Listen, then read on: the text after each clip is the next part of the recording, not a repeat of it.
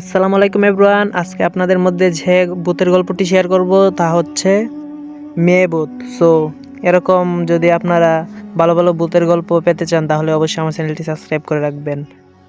17 April 2010 রাত 11টার phone আসে, আম্মু খুবই অসুস্থ, আমাকে দেখতে চান। আমি মেসে থাকি, এত রাতে কীভাবে যাব, তবুও রওনা দিলাম। বাসের দেখা মেলে না, শেষে একটা ট্রাকে চড়ে রওনা দিলাম। যখন আমাদের গ্রামের রাস্তায় নামলাম তখন বাড়িতে 1:45, একটা ভ্যানগাড়িও দেখতে পেলাম না। এখান থেকে হেঁটে যেতে লাগবে কমপক্ষে 1 ঘন্টা। কি আর করি, হাঁটতে শুরু করলাম। আমি খুব ভীতু, কিন্তু সেদিন ওসব বয়সের কথা মনে ছিল না। আম্মুকে নিয়ে দুশ্চিন্তা করতেছি আর হাঁটতেছি। হঠাৎ আমার মনে হলো আমার পিছনে কেউ আছে, কিন্তু দেখার সাহস পাচ্ছি না। তখন আমার ভয় লাগতে শুরু করলো। মোবাইল বের করে বাড়িতে কল দিতে লাগলাম, কিন্তু বারবার নেটওয়ার্ক ফেল দেখাচ্ছে। চেনা জানা অনেকেই কল দিলাম, এই অবস্থা। তখন আমার ভয় আরও কয়েক গুণ বেড়ে গেল। তবুও পিছনে না তাকিয়ে হাঁটতে লাগলাম। কিন্তু যতই আমি সামনে যাই ততই রাস্তা আমার কাছে অচেনা মনে হতে থাকে। হঠাৎ আমার সামনে রাস্তার পাশে একটা বিরাট গাছ দেখতে পাই, কিন্তু ওখানে তো কোনো গাছ ছিল না। আল্লাহ আল্লাহ করতেছি, দেখি গাছ থেকে একটা লোক ফাঁসি দেওয়া অবস্থায় ঝুলতেছে। আমি চিৎকার করে দিয়ে উঠলাম এবং দৌড় শুরু করলাম।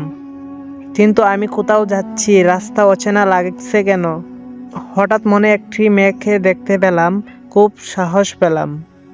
কিন্তু এত রাতে একা একটি মেয়ে এখানে কী করে? জিজ্ঞেস করতেই মেয়েটি রাস্তার পাশে জমিতে নেমে অদৃশ্য হয়ে গেল।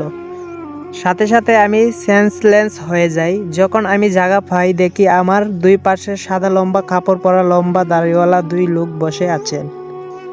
কেন জানি না আমি সঙ্গে সঙ্গে কেঁদে উঠলাম এবং তাদেরকে সব খুলে বললাম। তখন তারা 2 জন আমাকে বাড়ি পর্যন্ত পৌঁছে দেন। বাড়িতে যখন পৌঁছি তখন 3টার মতো বাজে। আম্মা একটু সুস্থ ঘুমাচ্ছেন। আমি আব্বার সাথে একটু কথা বলতে ঘুমিয়ে গেলাম। কিছুক্ষণ পর আমাদের টিনের ছালের টিল পড়া শুরু করলো। সবাই ঘুম থেকে ঝাঁকা পেল এবং ভয় পেয়ে সবাই আব্বার রুমে এসে উপস্থিত হলো। ফজরের আজান পর্যন্ত টিল পড়েছিল। সকালে আমার আম্মা একজন হুজুরকে আনেন এবং এ হুজুরের আমাদের বাড়ির বন্ধ করে দেন। এরপর আর কোনো সমস্যা হয়নি।